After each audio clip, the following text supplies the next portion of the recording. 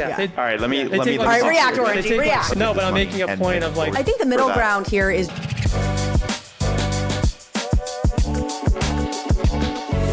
Hello, everyone. Welcome back to another episode of Between Two Layers. If you're liking this content, please do subscribe, comment, like. We love reading the comments, so please do engage with us. Over with pro gamer Orangie and Game Fund Partners founder Jonah Blake. Joining me now, I have Jonah Blake. He is the founder of media company and investment firm Game Fund Partners. And we have Orangie, pro gamer. You, like me, may know him from Dookie Dash, but man has been playing games and building a following for quite some time now. So Orangie, Jonah, thank you both so much for joining us on Between Two Layers. I'm really excited to have this conversation. Thanks for having me. Yeah, it's great to be here, and big fan of your show. Watch a lot of your clips. Oh, Thank you so much. Thank you so much. Well, I'm so excited to have this convo because I really want to get at like what is the state of nation in Web3 but really Web3 gaming from a player's perspective. And you both are very engrossed in this space. So let's start there. Like, how would each of you summarize what you see as the current state of the nation in Web3 gaming? And I'll give the tee up to this as I felt like there was this moment at the beginning of this year when you had like Dr. Disrespect tweeting about things. You had the Dookie Dash success. You had GDC, which we've talked about on the show before. I went to that, where it felt like maybe we were on the precipice of some real movement in Web3 gaming. And now it feels like things have just quieted down. Now, maybe that's more my perspective. I know there's a lot still happening at Immutable that we cover on this show, but in the bigger picture, it feels like maybe we're hearing a little bit less. I would love to hear from your perspectives where we're at. And Jonah, I'll kick it to you. You're first on my screen. Yeah, I think the phrase I'll use is optimistic but cautious. I'm mixing it from cautiously optimistic because that's usually a negative connotation. And it's not going to be a negative take. I think that there are a lot of people in the West where we're all based where it has gone, I wouldn't say dark, but people are busy building. There's a lot of projects behind the scenes that are working, but it takes a long time to make games. And we're now seeing a row of media announcements from the East, specifically Japan, where there's a large interest, Japan and Korea, where the biggest companies in all of gaming are there, and they are announcing games. So at the time of this recording, I know last week, Konami, I think it's Konami, had a whole presentation and press about their game. I think it's Arc something. Square Enix has not given up yet, although I think they have some issues, but in general, they haven't given up, and we'll see where that goes. There's several other studios in Japan that I know are releasing games within the next 3 months. We had several MMOs that went out. One of them was Grand Saga. I think that was a great first test, but Asia is doing really well. I know there are parts of India that are looking at this, although India and crypto is still kind of rocky. They're very strict there. And in general, you've got the Ronin network, which is the Axie Infinity people. They are onboarding multiple games. I know they just onboarded one. They're onboarding another. And they've made it very clear that they're on the warpath of acquiring more titles for their network. So overall, I think it's great. Is the press good? Like, for example, Creator League and CDOG? Creator League. No, we can talk about the that. The obvious one to bring up. I know a fair bit about that. But I think it takes a lot of time. I mean, one, there has been a lot of grifters and scammers, even in gaming. And as these gaming tokens come about and a lot of stuff, whether it's good or bad, play to earn, we're going to see a lot more scams. As gaming becomes one of the main product focuses of crypto, you're going to see a ton of other scammers. It's going to be like wildfire, the amount of grifters that come out of nowhere. And for a time, it's going to be tough for a normal YouTuber crowd.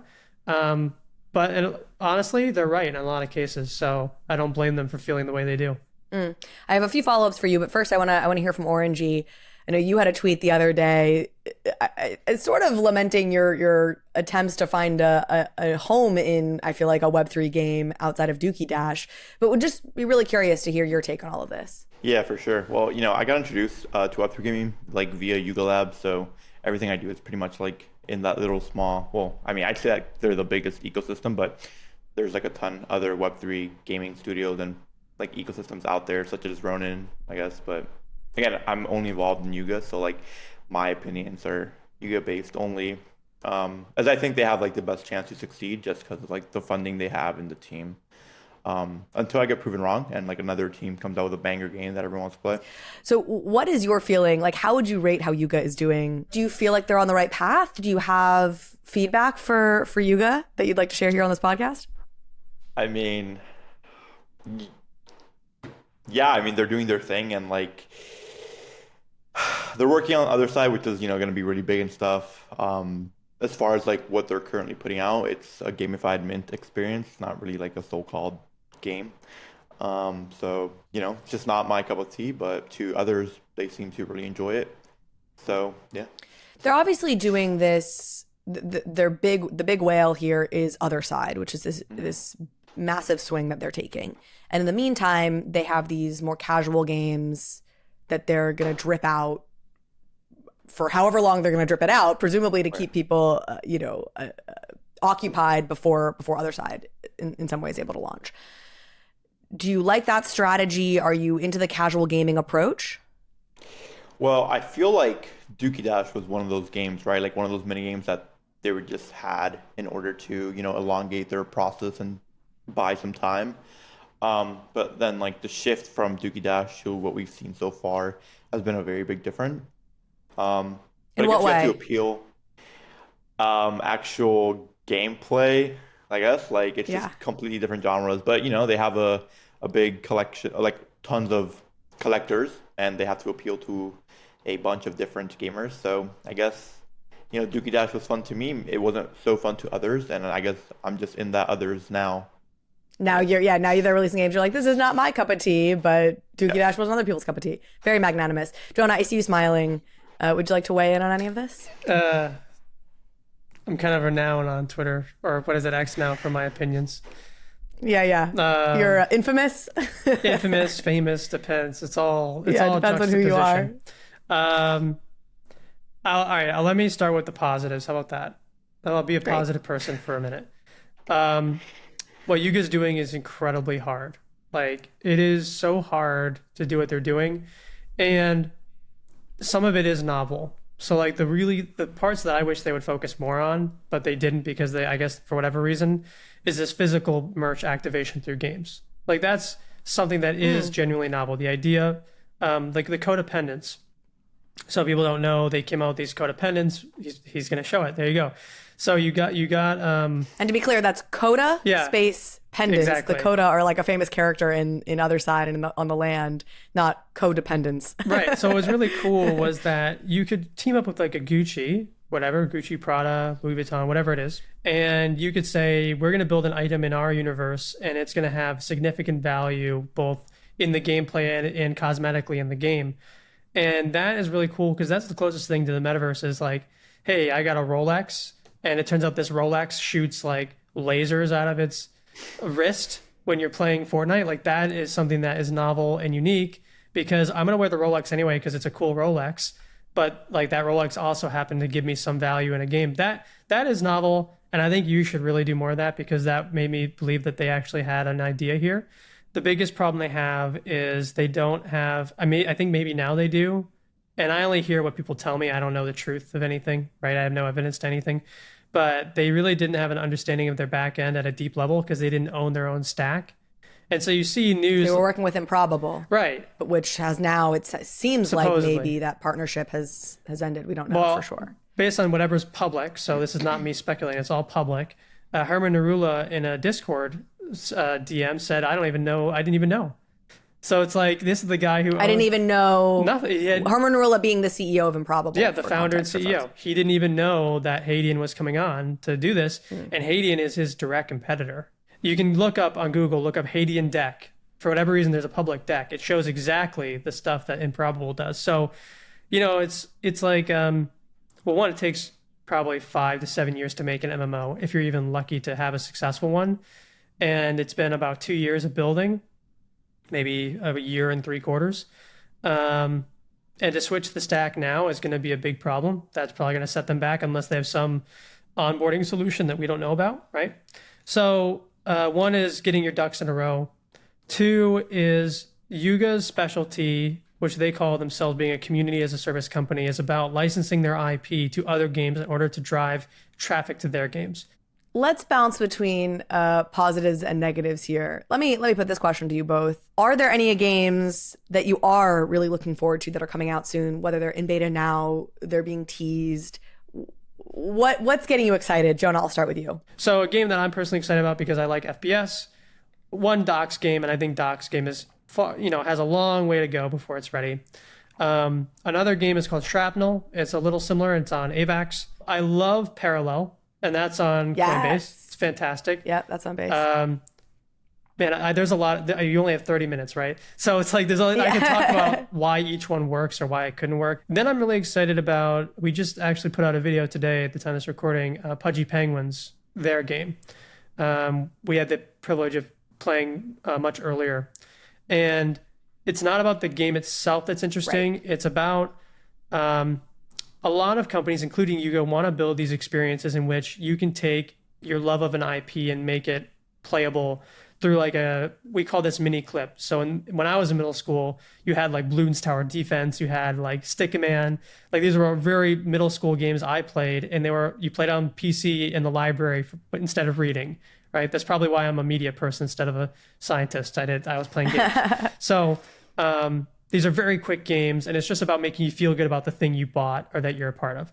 So I love the idea of the Pudgy Penguins having these toys you buy at now announced Walmart. And, a 3 or 4-year-old does not need to play Call of Duty, right?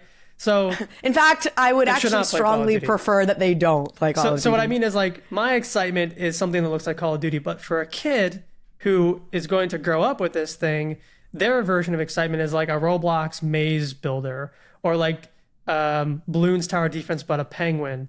And I think that's really cool. And I think right now I think Pudgy's doing it better than Yuga, but I think Yuga could do it well, but that's a whole other topic on things. So it what will probably happen is the game I'm least excited about or don't see coming will be the one that's a big success. Yes. Yeah, it'll be the one that takes us by surprise. Orangie, what do you think needs to happen for like a good game? I'd love to get both your advice, but I want to start with you, Orangie. Like your advice for games. Like you said, Dookie Dash was your type of game, but some of the other ones that you guys come out with aren't. What's missing in the landscape right now to you? Yeah. I mean, Jonah touched upon Shrapnel, and actually, I forgot completely about that game. And I was pretty excited for them, but I recently saw they got some limitations in the US, right? And they won't be able to actually do their whole play to earn model, which was kind of what people were most excited for, and especially in a shooter. Again, I'm more of an FPS reaction time. I'm Gen Z, our attention spans are very short. I'm not here to play a card game. It's I cannot touch Parallel. That game is not for me. I don't know. We just need something that anyone can pick up. It's super easy to get into, and you just play. And there's a lot of there's got to be a high skill ceiling. And there's got to be a lot to do. Jonah, same question to you. I mean, what would you say is needed to help the whole market move forward and find success? Mobile games for one. Mobile games and some web-based games, because, and this is where I understand Orangie's disappointment, but also where I'm going to explain why the future of Web3 is probably not what Orangie's going to like. And I'd like to hear his take here. Ooh, I like this. I'm going to say an example. Not all of Gen Z is totally fried. They are, statistically. And I'm in between. I'm a 95 baby. So I'm born in the year that we transitioned. So I see both sides. Statistically, based on data, the most popular Roblox game in the top 10 is a game called Pet Adopt, or Adopt Pet. It's a pet adoption game. This game makes $20 million plus a year, okay, on Roblox. There's no shooting, there's no killing, there's no running and race car driving. It is a game where you log in on Roblox, you find a pet you like, you talk about it with your friends. Actually, a lot of girls play it, and you try and get the best pet and you take care of it. And then there's little mini games, right? This is more popular than another game on Roblox, which is called, I think, Bloodlines or something. And it is a Call of Duty FPS game. And you can see this in the charts. And so there is a lot of kids who come from Fortnite, Orangie being one of them. In fact, one of the top in Fortnite. I give him credit to that. Where, first of all, I would be destroyed. I'm not good at it. Where their perception of what a good game is, and this includes YouTube, right?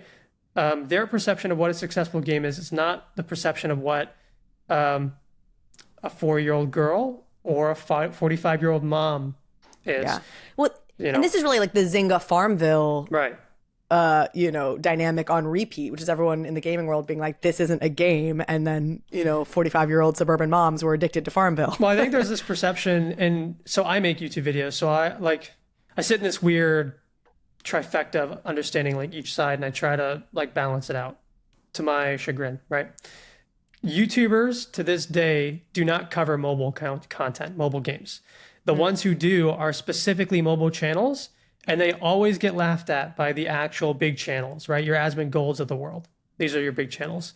And so the reason why we have a different perception on what a success is because they're hitting the algorithm better, right? Like Asmongold on YouTube is getting more data points on the main viewer than a mobile game channel. But a mobile game channel, while they're not discovered at a high rate, they have much deeper penetration. So they're able to sell more product, they make more money on average, and while they have a smaller viewer base, they have a more committed viewer base, which is why advertisers love paying them a lot of money, which is the same thing could be for Web3. Web3 has a small audience right now. They're very specifically into merch, fashion goods, hype beast culture, and physical events. These are people that are more similar to mobile gamers than they are to console gamers. And what I fear for people like Orangie, and I think, by the way, I'm going to give a positive at the end where I think you'll be saved here, is that the first success in Web3 will not be something that looks like Fortnite or Call of Duty, and it may not even look like Parallel. It's going to be some stupid game that's like pet the dog and get a coin, and it'll get like millions and millions of views and millions of dollars. It'll become a meme on the App Store, right? It's just like Steppen. Last year, Steppen became a viral hit. Most people in Orangie's category would not call that a game, but young kids and moms in their 40s both found that to be a very enjoyable game that made millions of dollars. Now, it had some problems, which is why it's gone down, right? There's a fundamental issue. But I just worry that people that are Fortnite experts like Orangie are going to not enjoy this industry because it's not inherently built for them, and the types of games they want cost at least $200 million. Is the save that in the long tail we will get those Yes. Fortnite-like games in Web3? It's just going to take longer. They It take, will like- come after it's proven itself. Yeah. All right, let me take, let me like, All right, talk react, to you. They Orangie, take, like, react. six- Hop in. All right, Hop in. Jonah. Yeah. I play a ton of Roblox. I mean, I grew up Okay, with yeah, I Roblox. know. I still play Roblox. Like, it's the game that my younger cousins and stuff play.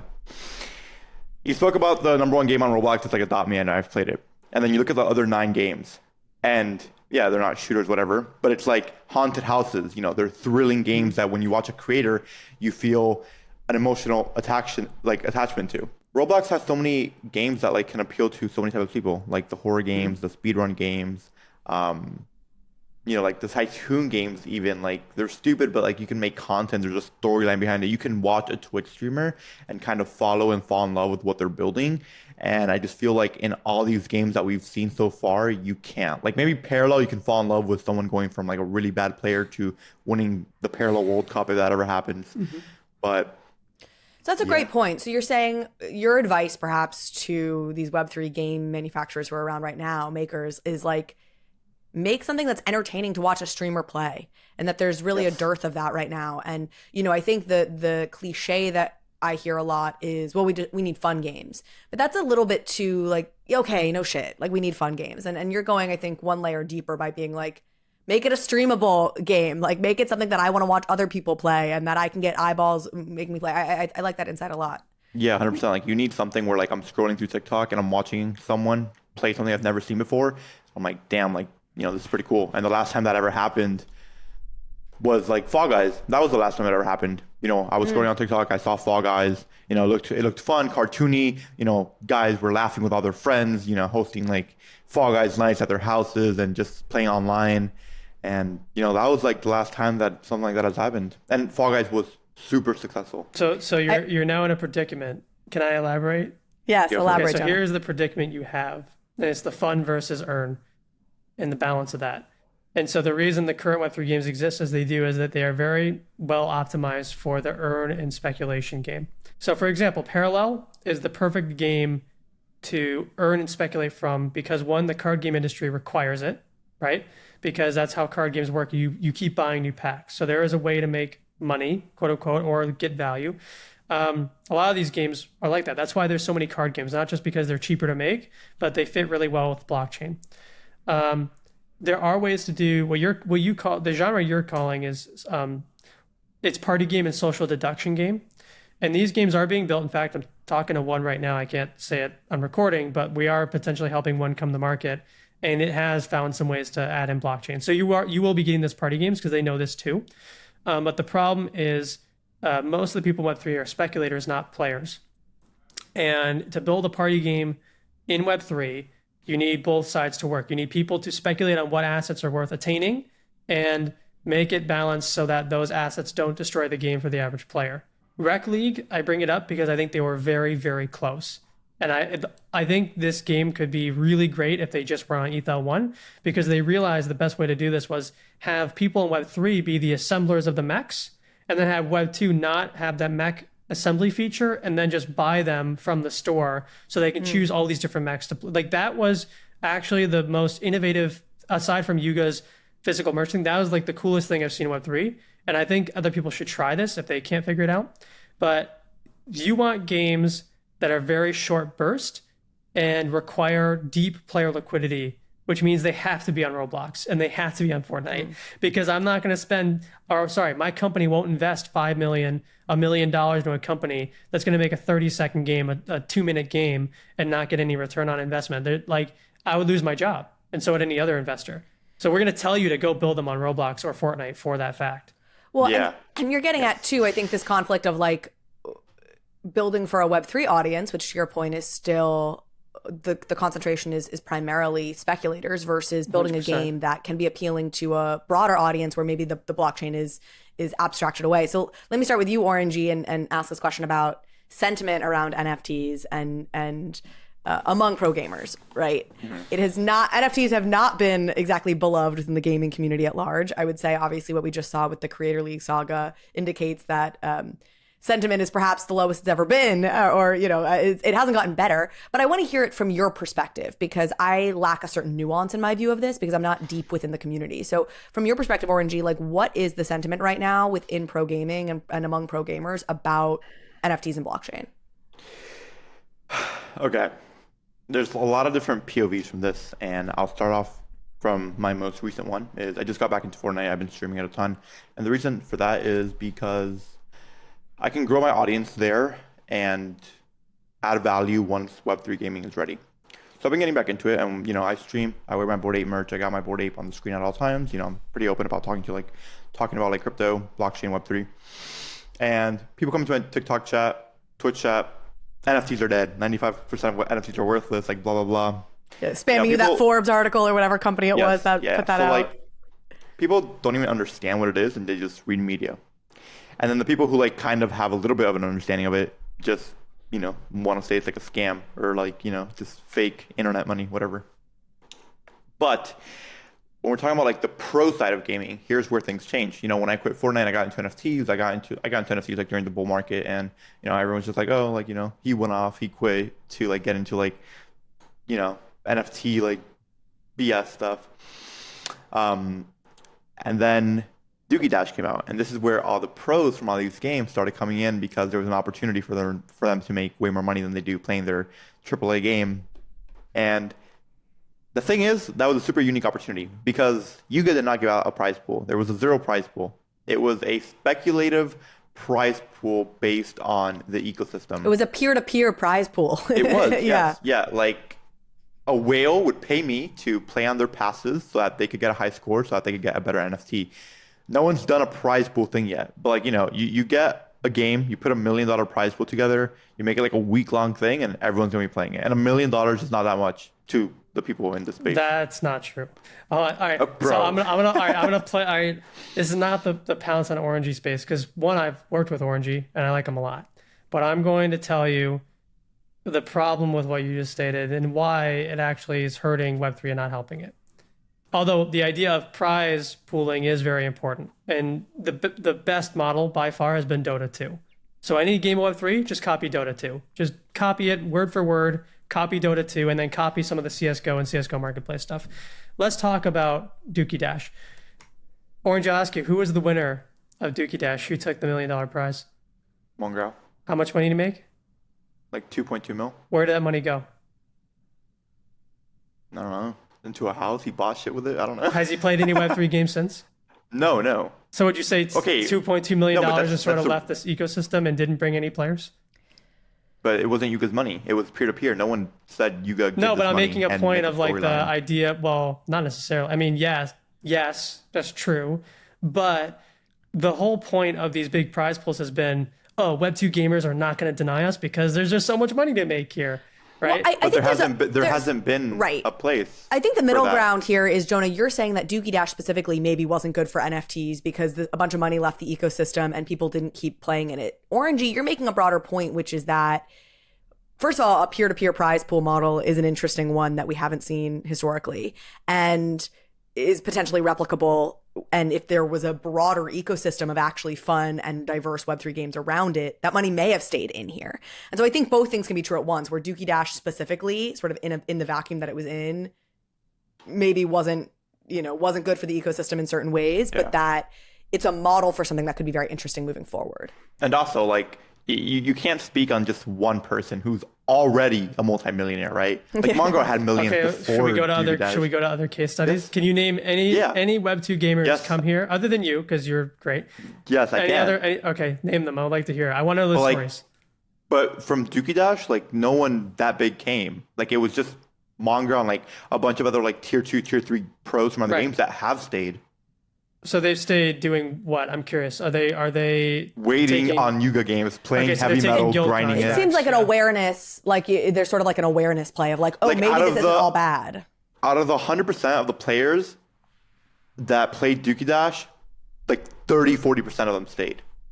Like, I know because, you know, they're all on my Discord, you know, all Apex pros, all Fortnite pros that are waiting for the next Dookie Dash opportunity. Well, I think... So first, I'm not opposed to big prize pools, right? Because you need to beat Web2 at their own game, which is audience and big money. That's a cute cat.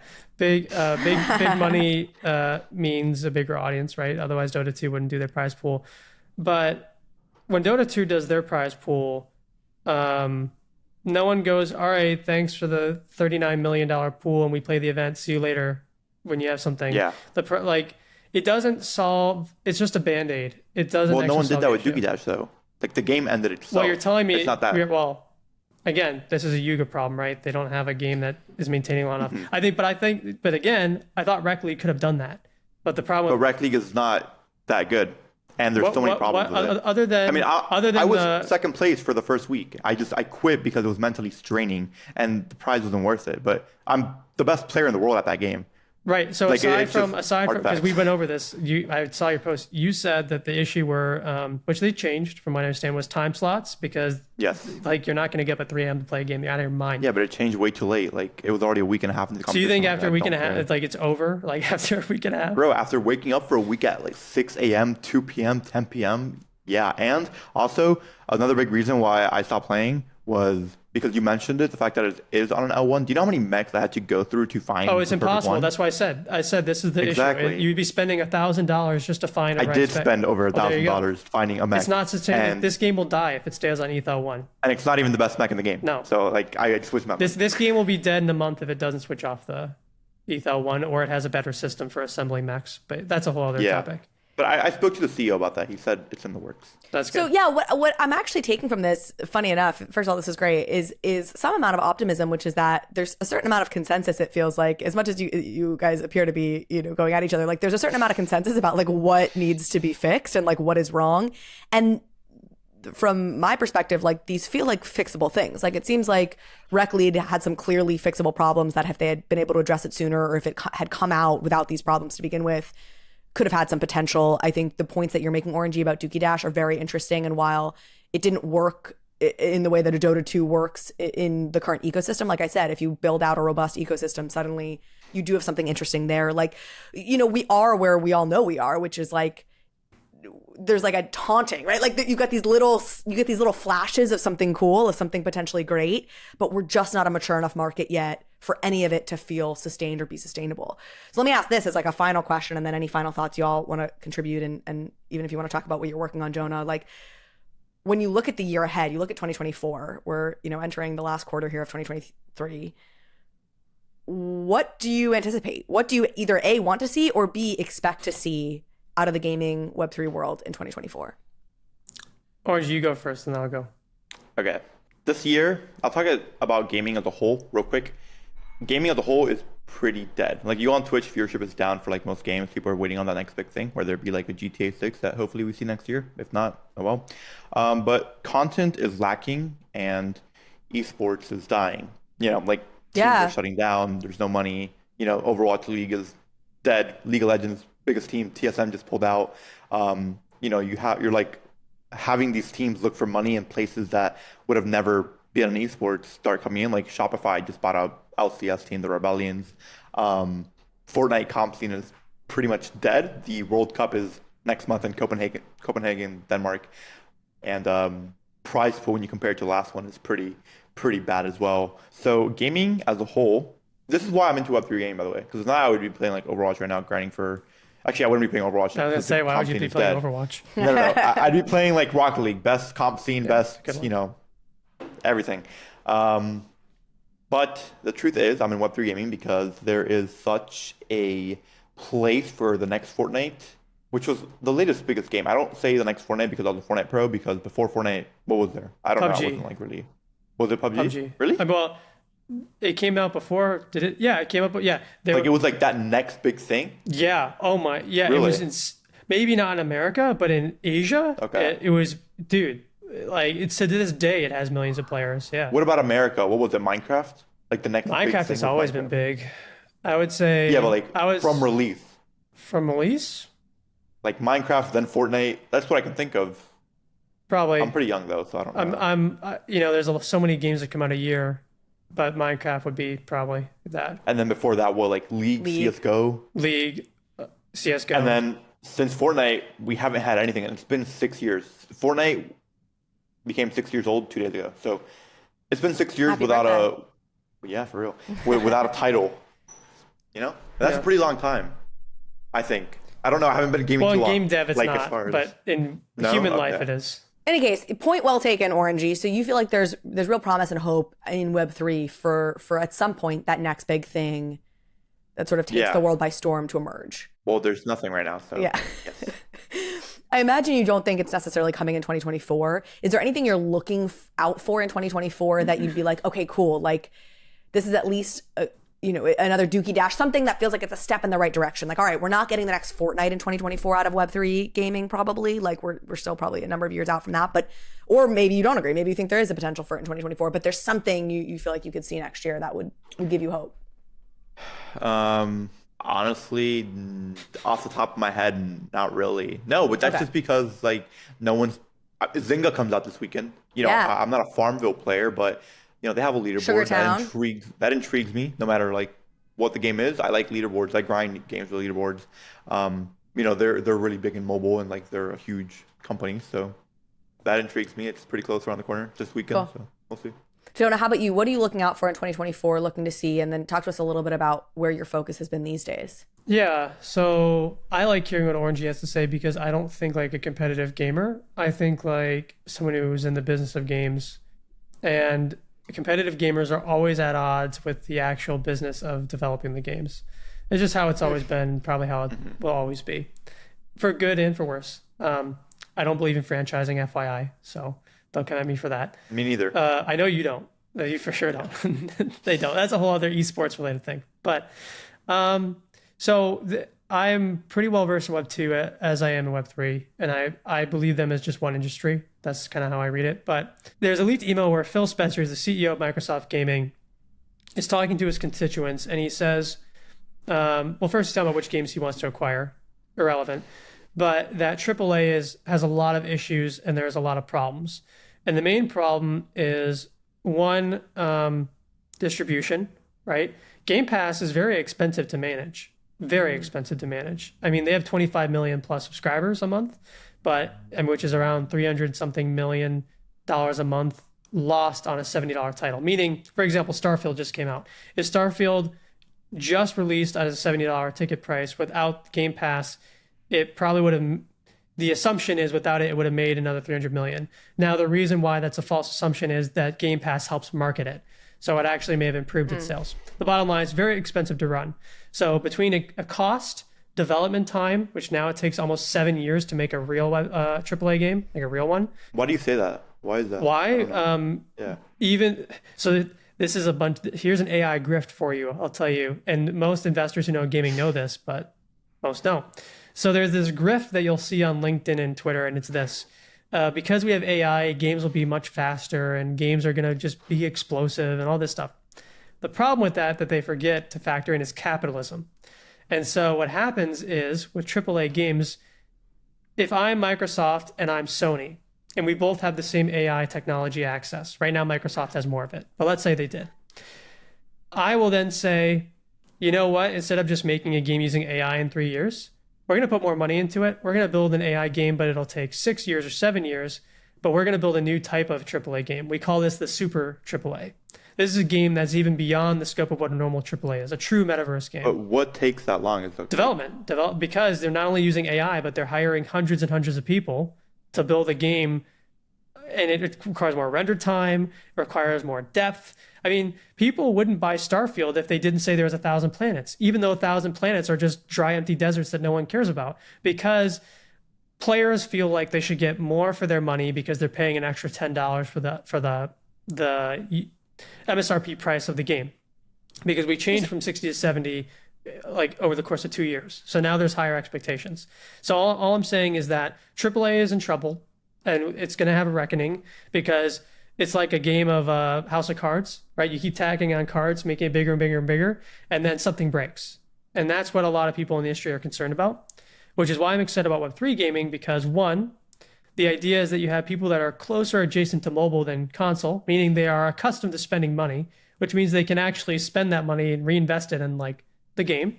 The other side is that it hits a casual player base, right? For example, let's say Call of Duty Web3 had an activation with Aritzia, and if you got 5 kills over 4 days, they'll send you an Aritzia. I assume they do shirts, bags, I don't know. Yeah, shirts. So they do shirts. They're gonna because they have your KYC AML information. That's a whole other topic. Whatever. They have your information. They'll know based on your profile on your wallet that you had 5 or 6 kills or whatever the objective is. They send you the SBT to your wallet. They already have your address and shipping information, and in real time you get a shirt sent to your house for getting those kills. It comes up in a really cool envelope. It has a picture of your Call of Duty avatar wearing the shirt with like some little meme thing. And now the Web3 game is an advertising network that's much deeper than what we have in Web2. And you're gonna be like, I'd go play Call of Duty Web3 again. They gave me an Aritzia shirt, and you know what? I might go buy an Aritzia item because I already pay for a subscription there or something. That's something that does not exist in Web2 because the technical rails are not there yet. The last thing I'll say is, but they will be. So there was a Roblox developer conference happened 2 weeks ago. Dave Baszucki, the founder and CEO, genius guy. One of his big goals over the next 5 years is making most of these Roblox products work in physical distribution. So the idea is if you had a popular Adopt Me game in Roblox, or you had a fashion brand, you could release it with like the Roblox physical distribution hub, like maybe Roblox Walmart or something, sell it within their scope, get a cut of the physical sales and play the digital. And because you have an account with Roblox, now they have your same information that you had in Web3. So we're going into this world where instead of watching commercials, you're going to play the game. You're going to see an ad for a consumer brand, assuming it meets all the standards, and you're going to be shopping while playing the game. And I think that's going to be something that Web3 should really hone in on, because that is a 0 to 1 scenario that Web2 gaming does not have yet. Yeah, I love that. And I agree. I mean, I think that cross collaboration between brands is something in all categories that is exciting about Web3. And this idea of like the way you can kind of, like you're giving the example of a game and Aritzia, but like you think about the way these brands can work together, you know, when they have holder bases, and you can airdrop something to another brand's holder base. Like I think all of that gets really, really interesting, and is where you start to get to a real use case that we haven't seen thus far. I have a question. Yes. Jonah, you know the Fortnite bought-in Shaka skins?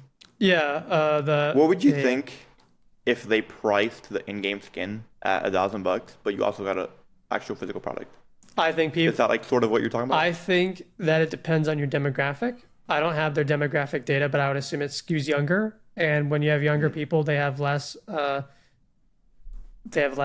budget for expensive things, which is why I think Web3 works, because there are adult games that adults have adult money for, which is why I like Web3. So what do you think about like 100 Thieves in Gucci?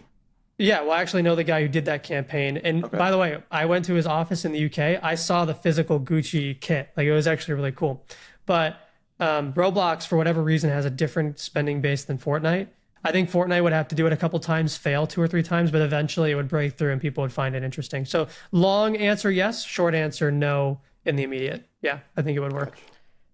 Jonah, Orangie, thank you both so much for joining me today. This was awesome. A really interesting conversation. I appreciate your dynamic together. I appreciate you hopping on. This was a blast and would love to have you both back. Sure, 100%.